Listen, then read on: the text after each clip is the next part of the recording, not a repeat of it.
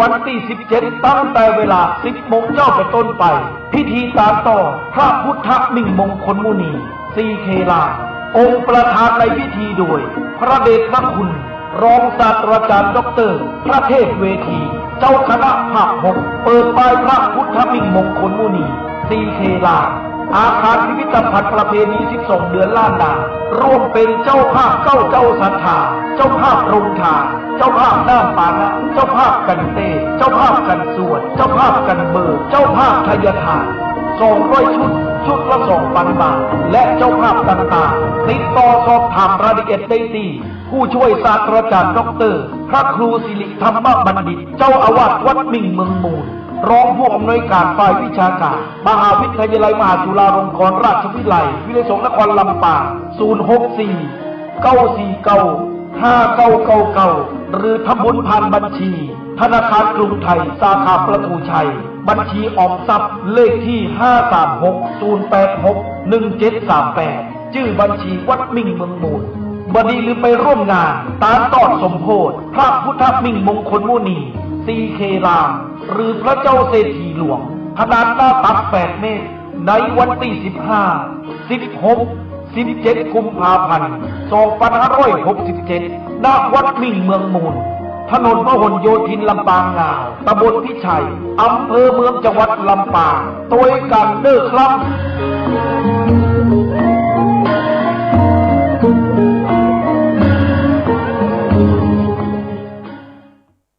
เนื่องในโอกาสมหามงคลเฉลิมพระชนมพรรษา 6 รอบ 28 กรกฎาคม 2567 รัฐบาลไทย โดยกระทรวงวัฒนธรรม กรมการศาสนา ร่วมกับรัฐบาลสาธารณรัฐอินเดีย โดยสถานเอกอัครราชทูตอินเดียประจำประเทศไทย สถาบันโพธิคยาวิชาลัย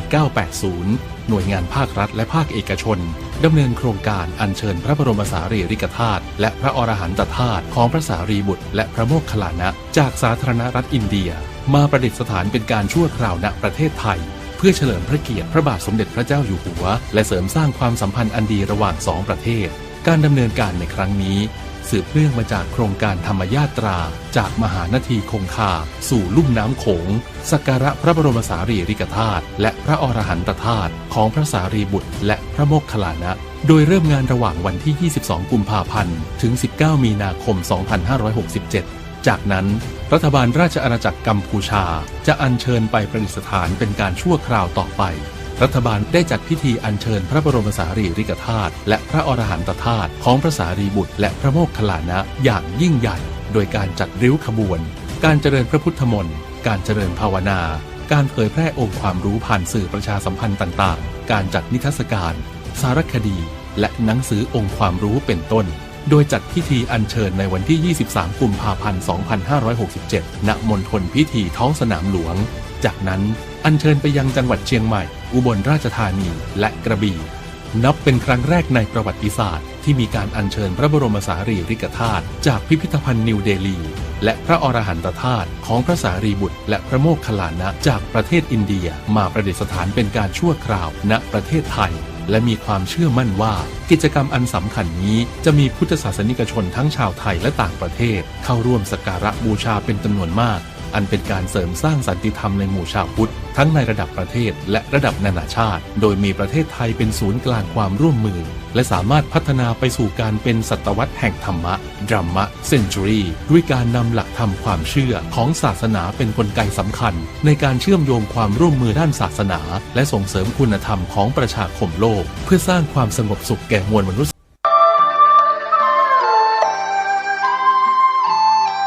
ข่าวสารเพื่อการประชาสัมพันธ์ขอเชิญชวนผู้ใจบุญใจกุศลร่วมบูรณะปฏิสังขรณ์วิหารวัดชัยสถานป่าเศร้าน้อยตำบลสันปุเรยอำเภอดอยสะเก็ดจังหวัดเชียงใหม่ปัจจุบันมีพระครูประภัชชัยคุณเป็นเจ้าอาวาสวัดชัยสถานป่าเศร้าน้อยเป็นเจ้าคณะตำบลสันปุเรยเขต 2พร้อมคณะศรัทธาภายในภายนอกร่วมกันบูรณะปฏิสังขรณ์วิหารของวัดชัยส สถานป่าเศร้าน้อยกำหนดการเริ่มบูรณะตั้งแต่ 29 ธันวาคม พุทธศักราช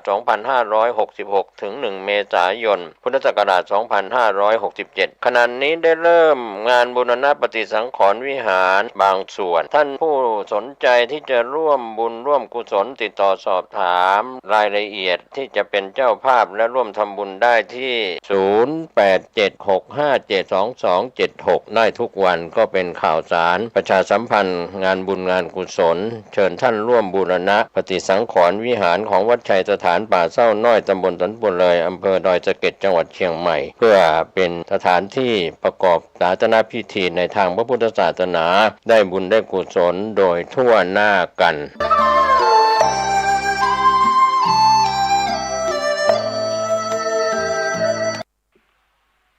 นะโมตัสสะภะคะวะโต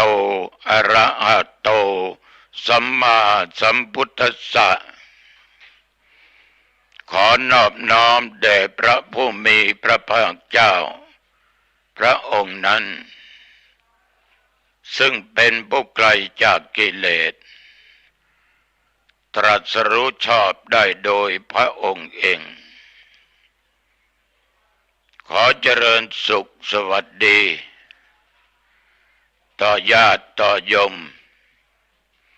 ท่านพุทธศาสนิกชนทุกท่านทุกคนวันนี้มาพบกันอีกในรายการธรรมะก่อนนอนณทางสถานีวิทยุศูนย์การเผยแผ่ธรรมของวัดฝายหินอำเภอเมืองจังหวัดเชียงใหม่ตัวเจ้าวัดหนองตองมาพบกับญาติกับโยมทุกวันอังคารตั้งแต่เวลาเดี๋ยวนี้เป็นต้นไปอาตมาภาพต้องขออนุโมทนาขอบใจนะต่อญาติต่อโยมทุกท่านทุกคนที่ให้คอยให้กำลังใจแก่ตุเจ้ามาด้วยดีตลอดถึงเวลามันจะดึกเดินขนาดไหนแต่ญาติโยมก็ให้กำลังใจให้กำลังใจตุเจ้าต้องขอขอบใจโยมบางท่านก็ติดตามฟังอยู่ตลอดเวลาไม่ว่าคนหนุ่มคนสาวผู้เฒ่าผู้แก่เพราะเวลาขณะนี้นี่เป็นเวลาที่ญาติโยมพักผ่อนกันแต่ว่ายังไม่นอนหลับจิตใจนั้นฟังธรรมะเนี่ยโยมทั้งหลายธรรมะเราฟังแบบสงบแบบสงัดไม่มีอะไรมารบกวนมันได้ผลนะโยมนะมันได้ผลไม่มีเสียงใครมารบกวนนอกจากเสียงแห่งธรรมะเสียงของตุเจ้าจิตใจนั้นเมื่อไม่มีอะไรมารบกวนเนี่ยมันสงบดีจิตก็เป็นสมาธิมีความตั้งมั่นดีเหมือนมีเด็กคนหนึ่งในญาติโยมเขาเรียนหนังสือวิชาที่เขาเรียนนั้นบางวิชาไม่ชอบการเรียนก็ไม่ค่อยดีตั้งแต่ชั้นอนุบาลจนถึงมหาลัยแต่ก่อนที่จะเข้ามหาลัยนั้นท่านทั้งหลายส่วนมากได้เรียนทางออนไลน์แล้วไปเรียนพิเศษก็อยู่แต่หน้าจอหน้าคอมของใครของมันออนไลน์ก็ของใครของมันผลปรากฏว่า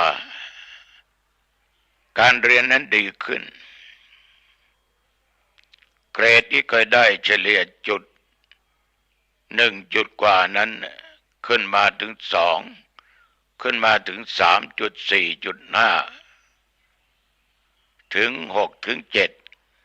3.6.7 ก็ถามว่าเป็นเพราะเหตุไร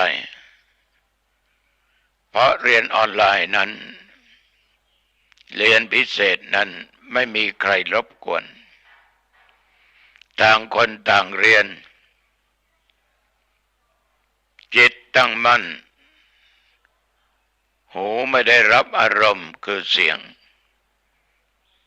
ตามุ่งเพ่งไปที่เรียนฉะนั้นการเรียนจึงมีคุณค่าต่อเขาคนนั้นเป็นอย่างมากบางครั้งเขาบอกว่าถ้าไปโรงเรียนในห้องเรียนมีนักศึกษา30-40 คนคนที่สนใจก็มีไม่สนใจก็มีคนที่สนใจก็ตั้งใจเรียนคนที่ไม่สนใจก็ไม่ฟังครูเสียงก็มากระทบหูโสตประสาทมันเป็นการรบกวนสมาธิมีหลายครั้งที่นักเรียนขาดไปไม่เต็มห้องเหลือ10 กว่าคนเขาบอกว่าชอบมากๆชอบมากๆแต่มาคิดถึงญาติโยมที่ฟังธรรมะทางสถานีวิทยุต่างๆไม่ว่าพระรูปใดอาจารย์องค์ไหนใครก็ตามที่พูดธรรมะการฟังของโยมนั้นมันได้ผลประโยชน์มากได้ความรู้เกิดปัญญามากเพราะฟังกันไม่มากฟังคน2 คน3 คนแต่ถ้าไปฟังที่วัดในวันศีลวันธรรมงานศพงานทำบุญนั้นนี้พระเทศน์เป็นเวลา30-40 1 ชั่วโมงคนที่ตั้งใจฟังมันก็ฟังตั้งใจคุยมันก็คุยกันอยู่ตลอดเวลาบ้างก็ส่งเสียงดังอีกเดี๋ยวอาหารว่างมาก็ต้มขนมมากระเพาะมาเย็นตาโฟมาเสียงช้อนและเสียงถ้วยก็ฟัดกันญาติโยมเสียงว่าอร่อยก็ดังพูดขัดแย้งกันก็มีก็เลยคนที่ตั้งใจฟังเลยฟังไม่รู้เรื่องทั้งที่ตั้งใจแต่ไม่รู้เรื่องเพราะเสียงมันมารบกวนฟังทางวิทยุนี้อย่างเวลานี้โยมอาจจะนอนฟังนั่งฟังทำงานฟังคนเดียวก็ได้หรือภายในครอบครัวก็ได้คนนั้นนอนคนนั้นนั่งนอนก็เลยหลับไปนั่งก็นั่งฟังไปจิตมันเป็นสมาธิความจำมันก็เกิดขึ้นไม่จำเป็นต้องจดเพราะมันจำไว้ในสมองแต่ว่าต้องมีสติมีปัญญาในการตรึกตรองพิจารณาตามเนื้อหาสาระของธรรมะคำที่ตุเจ้านำมาพูดไม่ใช่ว่าฟังแล้วก็เชื่อเลยนะไม่ได้ ไม่ได้อย่างงมงายอย่าเชื่อ ฟังแล้วคุณโยมทั้งหลายต้องตรึกตรองเสียก่อนตรึกตรองเสียก่อนอย่าเพิ่งเชื่อเดี๋ยวเกิดไม่คิดไม่ตรึกตรองเชื่อไปเกิดมันผิดมันก็จะผิดไปตลอดโยมบางคนนี่หลงไปฟังคนอันธพาลพูด เคยเป็นคนชอบฟังเทศน์ฟังธรรมเข้าวัดเข้าวาทำบุญให้ทานรักษาศีลฟังเทศน์เจริญเมตตาภาวนาเจอคนพาลก็บอกว่าฟังไปทำไมไม่เห็นได้อะไรไม่ต้องไปให้ทานแล้วเสียเก้าเสียของเสียเงินเสียทองเปล่าไม่มีประโยชน์สู้ไปเที่ยวไปกินไปดื่มไปเล่นดีกว่าหลงถลำไปทั้งที่เป็นคนเคยทำบุญให้ทานฟังเทศน์รักษาศีลเจริญเมตตาภาวนาเจอคนพาลชักชวนไปทางไม่ดีก็เลยหลงไปบางคนจนหมดเนื้อหมดตัวเนี่ยญาติโยมคนส่วนมากยังมีอยู่อย่างนี้เราจะทำยังไงดีล่ะโยมก็ขอให้โยมทั้งหลายช่วยกันตักเตือนเพราะเขาเหล่านั้นขาดสติรักษาศีลไปทำไมอดปลาก็ไม่ได้กินไก่ก็ไม่ได้กินหมูวัวควายก็ไม่ได้กินมันจะเป็นบาปถ้ารักษาศีลสู้เราไม่รักษาดีกว่าถ้าฟังเขานิยมอดนะถ้าปฏิบัติไปตามหลักศีลหลักธรรมเราอยากจะทานก็ทานแต่เราไม่ได้ฆ่าเราก็หาซื้อมาบางคนก็ว่ามันก็สนับสนุนให้เขาฆ่าอยู่ดีก็เราไม่รู้มันนำมาขายเราก็ซื้อญาติโยมอย่าไปฟังคำเขานั้นมันไม่ใช่เราก็ไม่ใช่เขาแต่ฟังสิ่งดีๆนั้นฟังได้ฟังสิ่งชั่วร้ายอย่าฟังบางคนเขานั่งเจริญสมาธิภาวนาในสติปัฏฐานสี่นุ่งชุดขาวไอ้คนที่ไม่ปฏิบัติไม่ชอบโอ้ยพวกนี้จะไปสวรรค์หมดแล้วแต่มานี่ย้อนถามหลายคนแล้วโยมจะไปที่ไหนล่ะสงสัยนรกนะ8 ขุมนี่คงจะว่างอยู่บ้างนะรับโยมได้เลย ก็พูดไปอย่างนั้นแหละเตือนสติไปสาธุชนญาติโยมเรามีโอกาสก็ได้ชื่อว่าเราไม่ประมาทเราจะได้ฟังอีกไหมต่อไปข้างหน้าเราก็ไม่รู้วันนี้ฟังพรุ่งนี้อาจจากไปหรืออาจจะ10 ปี20 ปีเป็นร้อยปีก็ได้อย่างใดก็ตามอาตมภาพต้องขออนุโมทนาขอบใจในน้ำจิตน้ำใจของญาติของโยมทุกท่านทุกคนนะนี่โยมมีอีกอย่างหนึ่งนะอยากจะฝากในเดือนมีนาเมษานี่จะมีการบวชปิดภาคฤดูร้อนกันเยอะปีนี้ธรรมาภาพในนามคณะสงฆ์อำเภอหางดงก็จะบวชลูกเณรปิดภาคฤดูร้อนแต่ว่าอยากจะได้ลูกหลานอันเป็นผู้ชายของโยมนั่นนะบวชแล้วไม่สึกมือไหมไม่สึกขาอะไรไม่สึกเลยอยู่ต่อไปศึกษาพระธรรมวินัยจะเรียนต่อปริยัติธรรมปริยัติสามัญก็ได้บวชไม่ต้องเสียค่าใช้จ่ายใดๆทั้งสิ้นเรียนไม่ต้องเสียค่าใช้จ่ายเรียนฟรีอยู่ฟรีแล้วก็ฉันฟรีถ้าญาติโยมมีลูกเต้าหลานเหลนเป็นผู้ชาย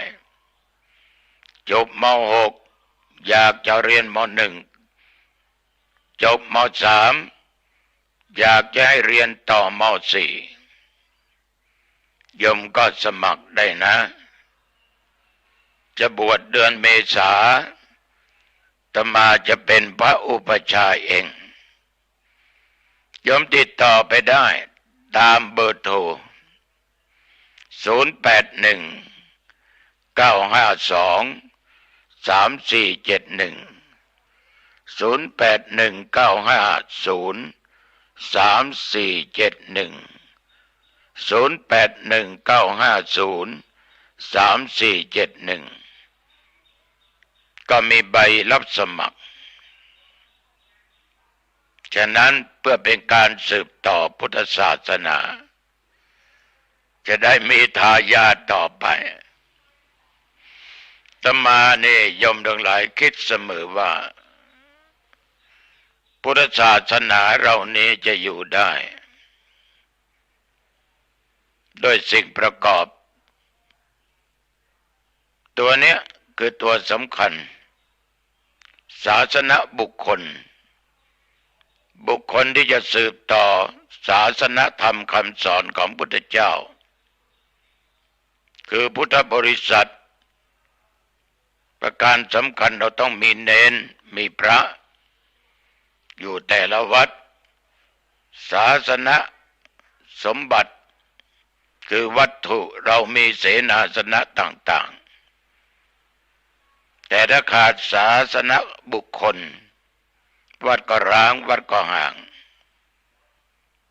น่าเป็นห่วงนะโยมนะ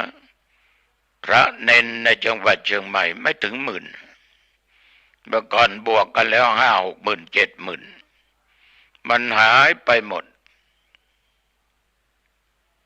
โยมลองนึกถึงวัดที่โยมเป็นศรัทธาหรือไปต่างๆโยมลองถามดูว่าหลวงพ่อ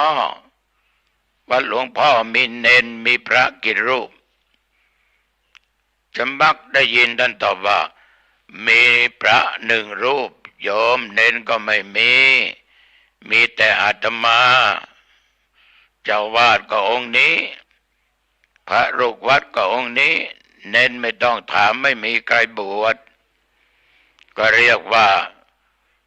ปัดกวาดคนเดียวบิณฑบาตคนเดียวล้างถ้วยล้างชามคนเดียว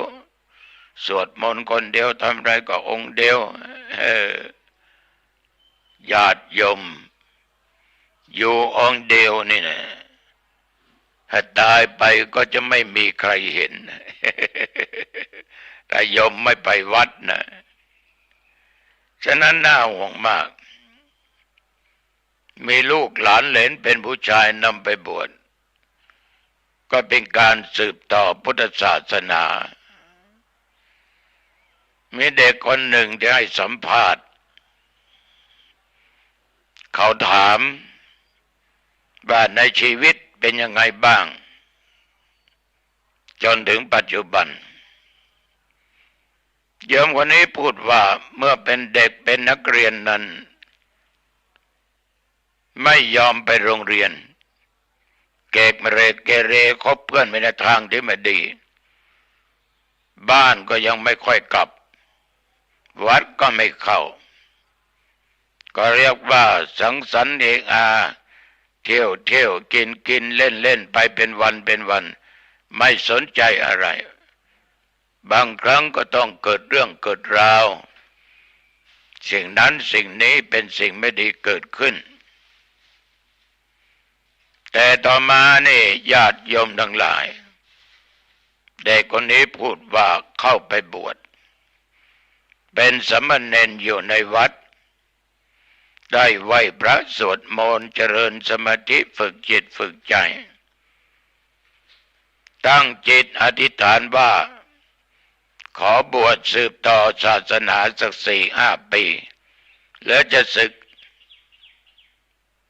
ญาติโยมถึง5 พรรษาก็ลาสิกขาออกไปไม่ทันได้บวชเป็นพระก็กลับตัวกลับใจประพฤติในสิ่งที่ดีออกไปเป็นลูกจ้างเขารับจ้างเขา ในโรงงานทำขนมขายอยู่โรงงานทำขนมได้หลายปีได้เงินมาก็ส่งพ่อส่งแม่ในที่สุดก็ทำขนมขายเองเดี๋ยวนี้ก็ยังขายขนมส่งไปตามร้านค้าต่างๆเขาบอกว่าชีวิตที่เป็นเด็กนั้นเป็นบทเรียนอย่างคุ้มค่าที่สุดก็แสดงว่าเขาเป็นบุคคลที่มีสติอยู่ในจิตในใจกลับใจได้เพราะอาศัยผ้าเหลืองไปบวชแต่ก็ไม่ได้หมายความว่าคนบวชแล้วจะดีหมดก็ไม่ได้มันแล้วแต่กรรมได้เวรเหมือนกันนะบางคนบวชได้ตั้งนานจนเป็นตุเจ้าศึกออกไปเมาเหล้าเป็นอันธพาลอยู่ในวัดไม่ดีก็เยอะมันเป็นกรรมเป็นเวรของเขาฉะนั้นสาธุชนญาติโยมถ้ามีลูกเต้าหลานเหลนเป็นผู้ชายนำไปบวชได้นะสมัครได้ที่วัดหนองตองโทรไปตามหมายเลข0819503471ได้บวชฟรีเรียนฟรีแล้วก็อาหารก็ฟรีเพราะมีโรงเรียนให้เรียนโรงเรียนของพระเนี่ยนะญาติโยมท่านสาธุชนชีวิตของเรานั้นอายุมันปุ่นนี้แล้วอาตมาอยากจะฝากให้โยมนำไปคิดและปฏิบัติให้เกิดขึ้นคือจิตใจของเราเนี่ยท่านทั้งหลายมันสำคัญยิ่งความสุขของคนเราทุกวันมีสุขภายนอกสุขภายในสุขภายนอกนั้นก็คือการมีทรัพย์สมบัติแก้วแหวนเงินทองปัจจัยที่ดินที่อยู่ที่อาศัยมีเครื่องอำนวยความสะดวกมียวดยานพาหนะมีน่นมีนี่มีคู่ชีวิตมีบุตรมีธิดาเป็นความสุขของภายนอกแต่สุขภายนอกเนี่ยญาติโยมมันก็ยังไม่ค่อยมั่นคงถ้าหากว่ามีแล้วมันยังไม่รู้จักพอมันก็ทุกข์มันทุกข์มากๆเพราะตัวกิเลสนี่ญาติโยมความโลภความโกรธความหลงเราทุกคนตกอยู่ในธาตุแห่งความโลภคืออยากได้ความโกรธก็ตกอยู่ในโทสะคือความโกรธโกรธคนนั้นโกรธคนนี้อาฆาตพยาบาทมาดร้ายบางคนยังจองเวรจองกรรมกันเกิดมาชาติไหนชาติใดตายไปกูขอจองเวรจองกรรมมึงขอได้มาตอบมาส่ายมึงเป็นอย่างนั้นไปบางคนมีเงินมีทองแต่ไม่มีความสุขเพราะจิตใจไม่รู้จักคำว่าพอคนเราถ้ามีความโลภนี่ญาติโยมมันจะแสวงหาทรัพย์สมบัติจะลูกนอกศีลนอกธรรมนะนอกศีลนอกธรรมจะผิดศีลผิดธรรมไม่ว่าขอกูได้มาจะผิดกฎหมายก็ไม่ว่าขอได้มาเมื่อได้มาโดยผิดศีลธรรมนั้นจะมีมากเท่าไรก็ตามญาติโยม มันจะไม่มีความสุขมันยังกลัวหมดอีกท่านทั้งหลายมันคำว่าพอมันไม่มีฉะนั้นถ้าไปเสาะแสวงหาโดยไม่ชอบธรรมมันก็เป็นทุกข์อยู่ตลอดผิดทั้งประเพณีผิดทั้งศีลผิดทั้งธรรมทำผิดทุกสิ่งทุกอย่างบางครั้งมีก็เอามาใช้ยังเป็นคนตนีขี้เหนียวแต่ว่าฟุ่มเฟือยในทางที่ไม่ค่อยถูกต้องไม่รู้จักใช้ทรัพย์สมบัติในทางที่ถูกใช้ไปเที่ยวใช้ไปเล่นญาติโยมเป็นคนขี้ตนีไม่รู้จักการงานไม่รู้จักการทำบุญให้ทานไม่รู้จักการเผื่อแผ่แบ่งปันให้แก่บุคคลอื่นช่วยเหลือบุคคลอื่นเพราะมันกลัวทรัพย์สินจะหมดมันเลยก็เป็นทุกข์อยู่ตลอดเวลาใช่ไหมโยมฉะนั้นแม้แต่การมีแล้วจะนำไปใช้เนี่ยมันก็ยังเป็นทุกข์เพราะมันยึดว่านี่ก็ของกูนั่นก็ของกูใครจะเอาของกูไปไม่ได้แต่หารู้ไหมว่ากูตายไปวันไหนนั่นน่ะกูเอาไปด้วยไม่ได้สักอย่างไม่ว่าทรัพย์สมบัติแก้วแหวนเงินทองที่ดินอะไรก็ตามก็ไม่สามารถเอาไปด้วยได้สิ่งที่ติดตามตัวไปคือบุญกับบาปคือความดีกับความชั่วฉะนั้นญาติโยมมีแล้วจงแบ่งปันจงให้ทานจงเสียสละโยมก็จะมีความสุขถ้าขี้ตนีขี้เหนียวใช้จ่ายไปในทางไม่ถูกต้องโยมจะมีมากขนาดไหนก็ตามก็มีแต่ความทุกข์บางครั้งบางคนนั้น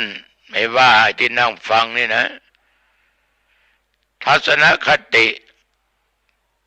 เกี่ยวกับเรื่องทรัพย์สินเงินทองปัจจัยสิ่งของต่างๆก็ถือว่าทรัพย์สินเงินทองเป็นของพระเจ้า โยมทั้งหลายไม่เป็นของใครแล้วถ้ามาอยู่กับเราก็เป็นของเราถ้าเราใช้ไม่ถูกมันก็ทุกข์ใช้ถูกอาจจะมีความสุขแต่มันไม่จีรังยั่งยืนฉะนั้นการดำเนินชีวิตเนี่ยมันก็สำคัญนะโยมนะถ้าไม่รู้จักพอมันก็มีทุกข์อาตมาเคยพูดให้กับญาติกับโยมฟังเสมอว่าทุกวันนี้ถ้าโยมคิดเป็นสุขมันก็สุขได้ถ้าคิดมันเป็นทุกข์มันก็ทุกข์ได้สรุปแล้วความสุขภายนอกมันยังไม่ค่อยมั่นคงไม่มีความสุขที่แท้จริงสู้สุขภายในไม่ได้คือด้านจิตใจดังบาลีภาษิตว่านัตถิสันติประมังสุขังความสุขอื่นนอกจากความสงบไม่มีญาติโยมท่านสาธุชนท่านผู้ฟังทั้งหลายความสุขในด้านจิตใจนั้นมันประเสริฐยิ่งมั่นคงดีแต่ว่าใจนั้นต้องสะอาดต้องสงบต้องเสรีภาพต้องสว่างไสวต้องสมบูรณ์ ใจสะอาดสงบเสรีสว่างไสวสมบูรณ์มีความสุขอย่างแท้จริงสะอาดกันด้านจิตใจนั้นไม่มีกิเลสมาเจือปนไม่เป็นทาสแห่งความโลภไม่เป็นทาสแห่งความโกรธไม่เป็นทาสแห่งความหลงพูดง่ายๆโลภโกรธหลงไม่มีในจิตในใจในจิตใจจึงสะอาด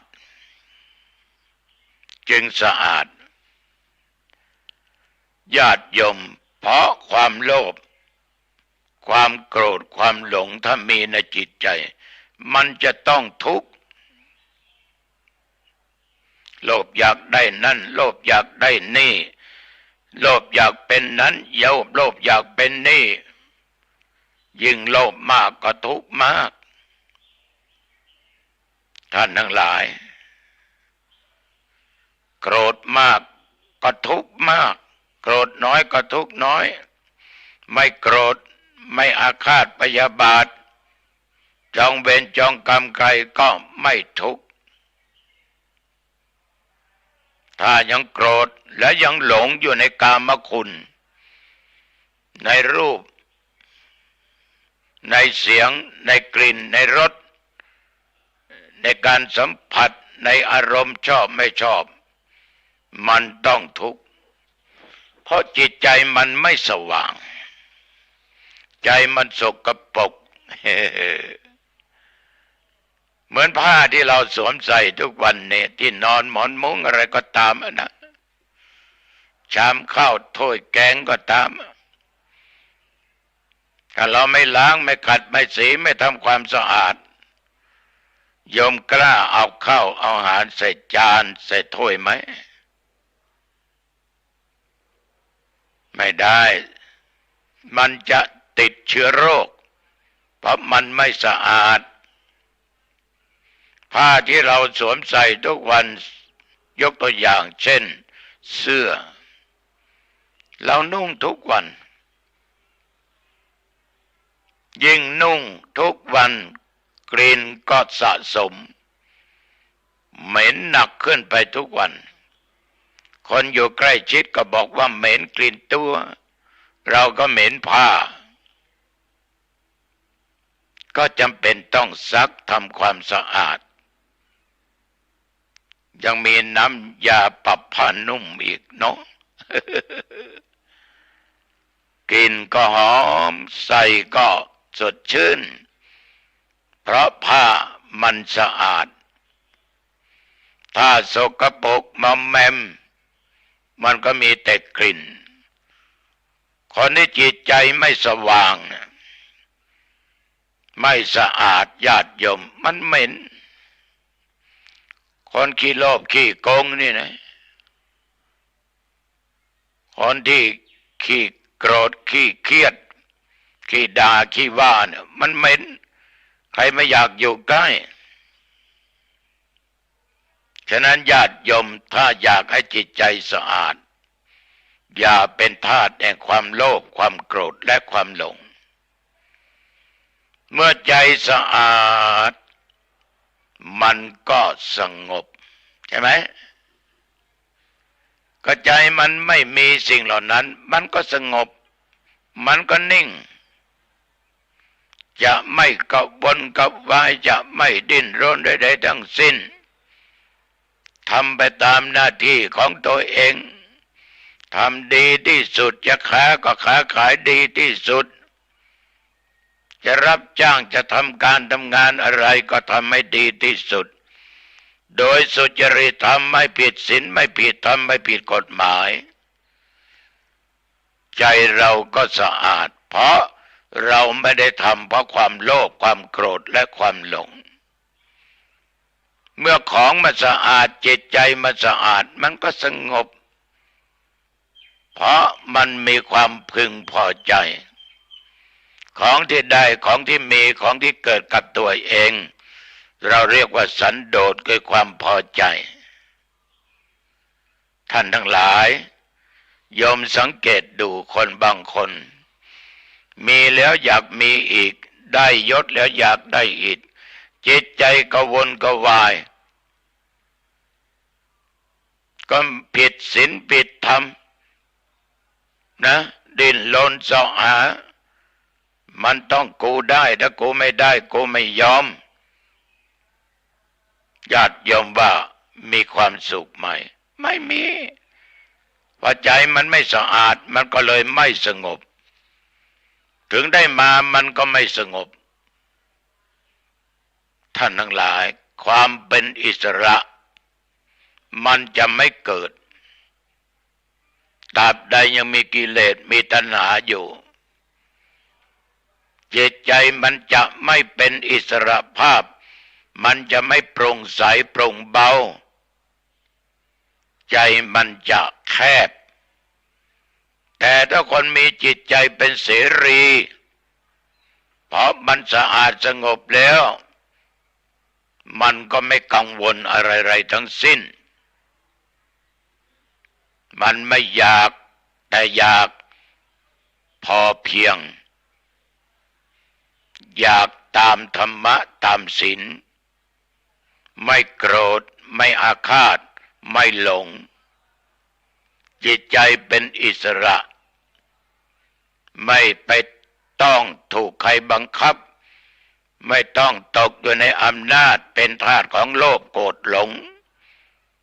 ท่านทั้งหลายคนถ้าไม่มีสิ่งเหล่านั้นมันก็โปร่งเบา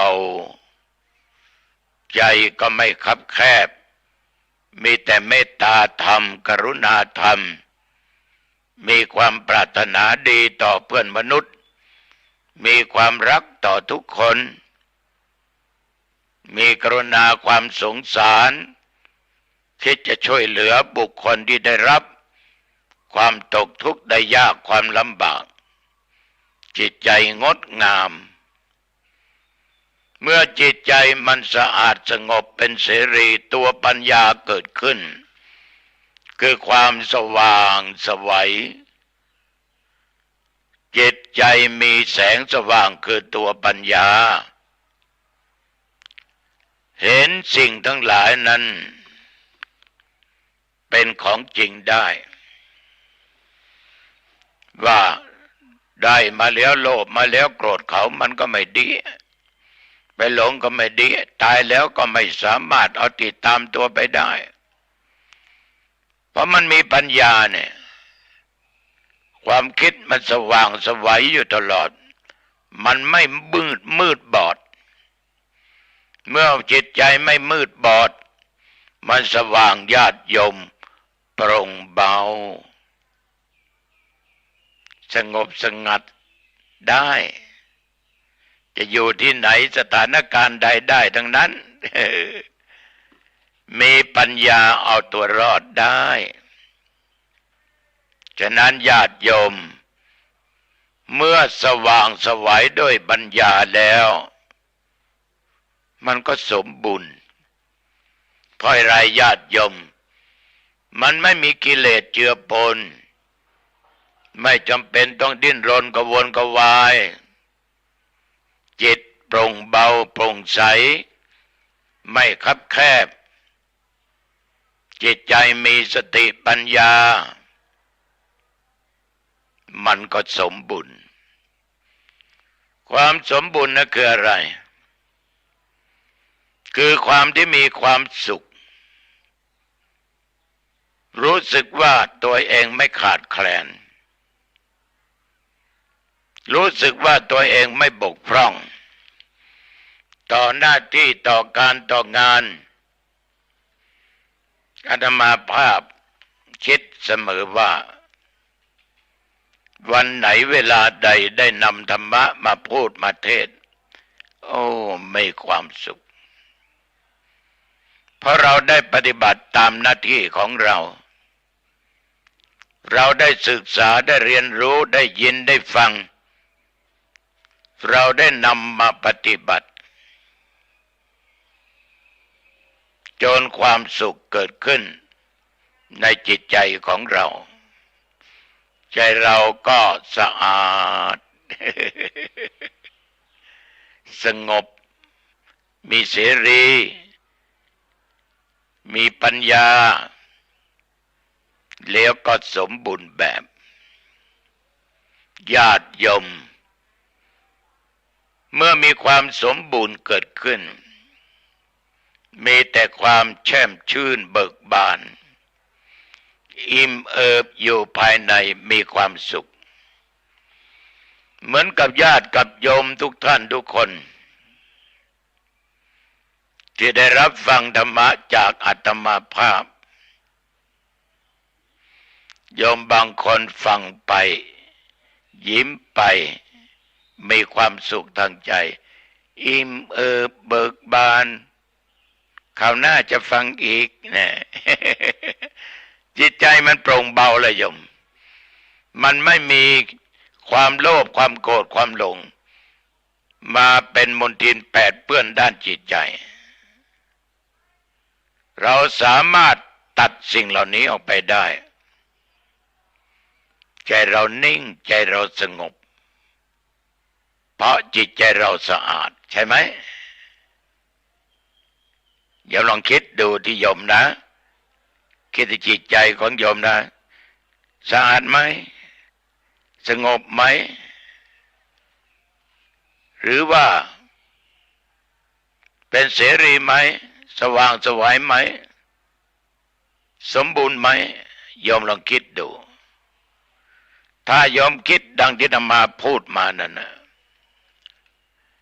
อาตมาว่าโยมมีความสุขโยมมีความสุขมากๆฉะนั้นศรัทธาสาธุชนท่านผู้ฟังสุขที่แท้จริงมันเป็นความสุข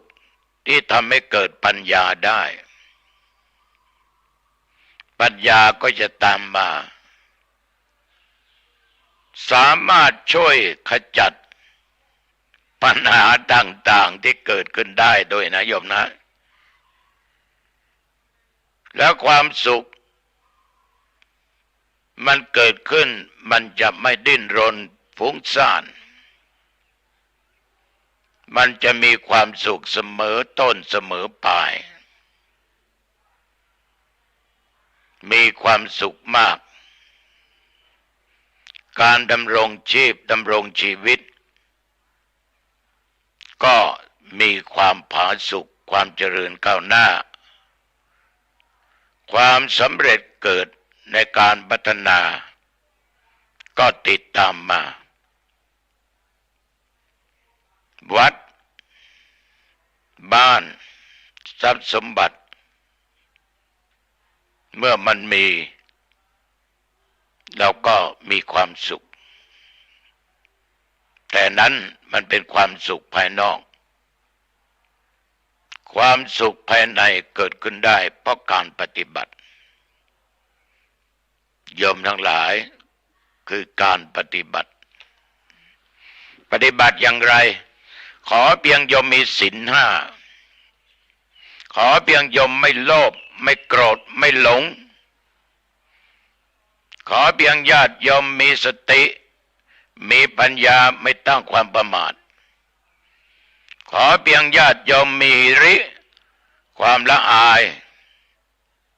ต่อการกระทำต่อการพูดต่อการคิดในสิ่งที่ไม่ถูกต้องที่เป็นบาปออกไปนะโยมนะนอกนั้นโอตตัปปะขอโยมมีจิตใจกลัวต่อบาปต่อกรรมคนเราถ้าไม่กลัวนะมันจะทำชั่วได้ทุกขณะทุกเวลา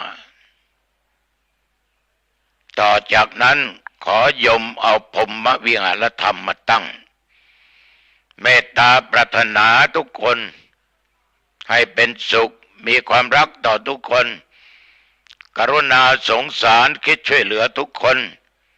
มุทิตายินดีต่อบุคคลอื่นที่เขาได้ดีอุเบกขาวางเฉยต่อความชั่วทุกชนิดนี่ตัวเจ้าขอฝากกับญาติกับโยม เอาละนะโยมนะพอสมควรกับเวลานะเอาไปที่ไหนมาล่ะเข้าบ้านปิดประตูบ้านเรียบร้อยไปอยู่บนบ้านปิดประตูปิดหน้าต่างให้เรียบร้อยเก็บของมีค่าให้เรียบร้อยสิ่งไหนที่โยมจะใช้พวกนี้วางไว้ให้ตาได้เห็นได้ง่ายๆจะทานข้าวก็ทานจะทานอาหารว่างก็ทานอาบน้ำชำระกายความเหม็นภายนอกออกไปนุ่งห่มผ้าที่โยมชอบนะมันไม่อึดอัดนุ่งสบายนั่งสบายนอนสบายเดินสบายเรียบร้อยแล้วเข้าห้องพระห้องนอนกราบพระ5 หนกราบพระพุทธเจ้าพระธรรมพระสงฆ์กราบบิดามารดาผู้ให้ชีวิตผู้ให้กำเนิดกราบอุปชฌาย์ครูบาอาจารย์ผู้ให้วิชาความรู้ท่านได้บวชพวกเราได้เป็นพระในพุทธศาสนาเป็นเณรเป็นพระญาติโยมท่านเหล่านี้มีพระคุณต่อเรามากเรียบร้อยโยมก็ไหว้พระ3 หนอิติปิโสสวากขาโตสุปฏิปันโน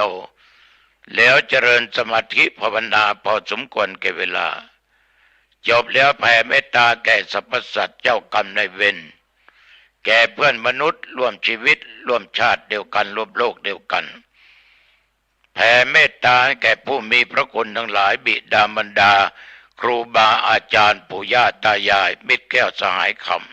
ำอย่าลืมเจ้ากรรมนายเวรเทพบุตรเทวดาเทพาอารักษ์เจ้าบ้านเจ้าจองผีหอผีเรือนแผ่เมตตาหมดแล้วและอย่าลืมแผ่เมตตาแก่ตัวเองให้นึกในจิตในใจว่าข้าพเจ้าเกิดมาพบไหนพบใดก็ตามอันว่าความทุกข์ยากลำบาก